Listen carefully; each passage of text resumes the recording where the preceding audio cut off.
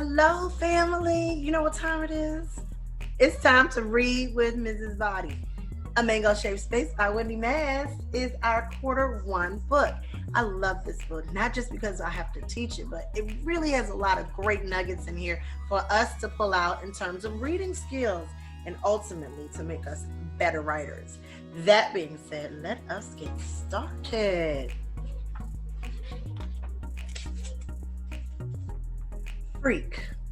Freak. I'll never forget the first time I heard the word that day at the blackboard. It was 5 years ago when I was 8. For those of you who are mathematically challenged like me, that means I'm 13 now.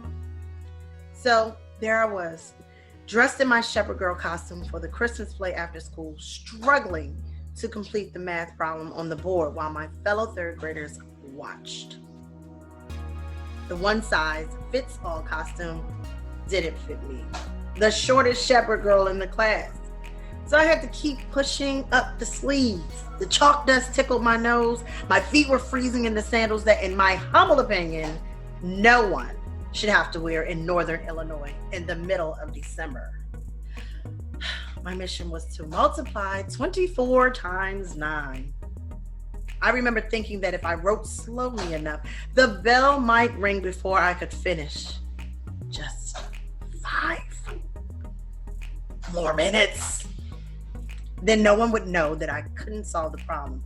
I rolled the smooth piece of chalk around my fingers and tried not to think about the whole class staring at my back, glancing around in what I hoped looked like intense concentration.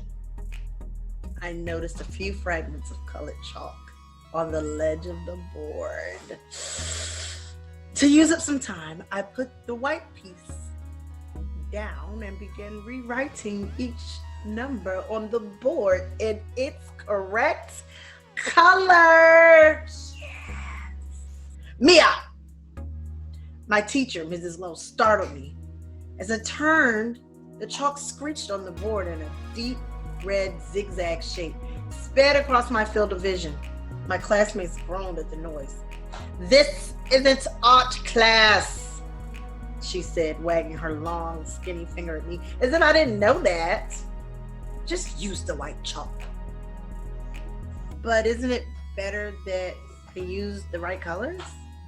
I asked, confident that the other kids would agree. The class giggled and I grinned, thinking they were laughing at her, not me. "What do you mean the right colors?" she asked, sounding genuinely confused and more than a little annoyed. Now, I became confused. Wasn't it obvious what I meant? I looked at my classmates for help, but now their expressions had changed. They gawked at me as if I had suddenly sprouted another head. My hands started to shake a little and I rushed out my explanation.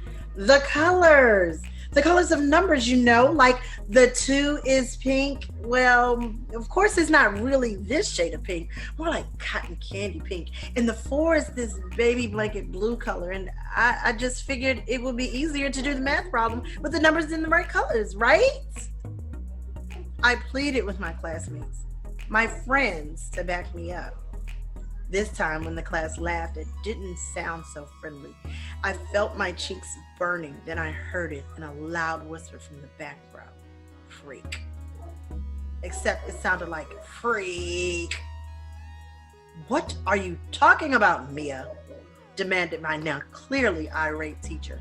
"Numbers don't have colors. They simply have a shape and a numerical value, that is all." "But they have all those things," I whispered, my voice sounding far away. Mrs. Lowe put her hands on her hips. "I've had enough of this. For the last time, numbers do not have colors. Now, are you going to complete the assignment?" I stared at her and shook my head. I suddenly felt very small, as if my skin was tightening and I was actually shrinking. A whirling sound filled my head. How was this possible? Was everyone playing a trick on me? Of course numbers had colors. Were they also going to tell me that letters and sounds didn't have colors? that the letter A wasn't yellow like a faded sunflower, and screeching chalk didn't make red jagged lines in the air. I replaced the chalk on the ledge, aware for the first time that my hand shakes when I'm nervous. I sit with my arms at my sides, sleeves hanging halfway to my knees. Was I the only one who lived in a world full of color? I waited to see if they were going to tell me the earth was flat. A badly constructed paper airplane wobbled past my nose. Mrs. Lowe sent me to Principal Dubner's office, where I repeated my explanation for using the colored chalk. By the time my parents arrived, an hour later, I'd run out of steam. I sat there and listened to them talk about my uncharacteristic behavior.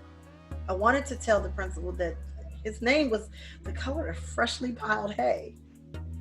I quickly thought better of it. Even at 8 years old, I was smart enough to realize that something was very wrong. And that until I figured out what it was, I'd better not get myself in deeper trouble. So I pretended I made everything up. I sat there and said things like, it was stupid. I was only playing around, and at least 20 times, I'm sorry. The principal left me in the hands of my parents, who brought me home. I promptly kicked off my sandals, threw on my sneakers, and took off running through the fields behind my house.